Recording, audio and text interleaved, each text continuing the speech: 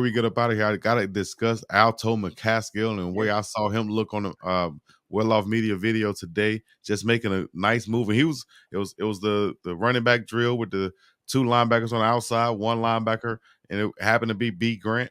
And I feel like he was coming in still fresh. It's probably some of his first high thudding type drills, but Alto looked like he was in tip top shape, damn near, I would say 98% from what he looked like to me, the way he made that cut and the acceleration to get up the field. If he's able to do that, he's going to bring a whole nother different element to the ball game when we're playing Oregon. If he's on the Mhm. field doing that, I'm sitting here telling you, y'all better watch out for him. If he's on the field and he can get up, he get a few carries, and he's healthy and he get confident and he get going and he's moving that power forward, that's a whole nother element to Colorado to where now they can put pressure on the defense by running multiple plays and keeping that defense on the field longer than they want to be.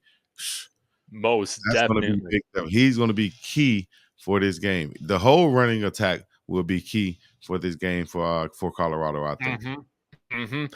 And I was saying this earlier, and then I'm gonna give you a nugget that I haven't talked about this whole week because I wanted to save it for Big Dog and Dave.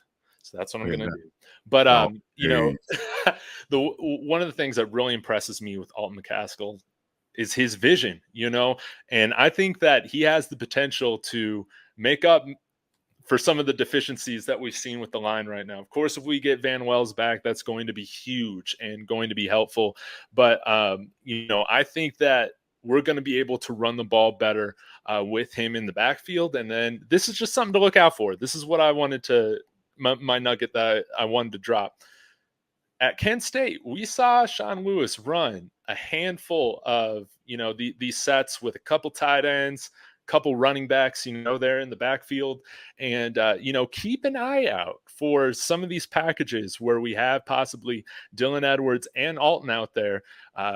Where they're bringing in some running backs, but then, how good of a threat both of them are as receivers, but we could split out Dylan, we could split out Alton, yeah, we could run some really interesting plays to get some matchups against some linebackers and take advantage of space that way. So, and I don't really know what the rest of our injury report looks like for our scholarship tight ends like Fiorier and Passarello, but yeah. if they're back this week, they should I help saw within the run Fourier, game. I think I saw Caleb on the field last game. He was definitely dressed Okay. for the what was the game? The game I was at, Nebraska. Nebraska. He's Okay. definitely dressed for that game.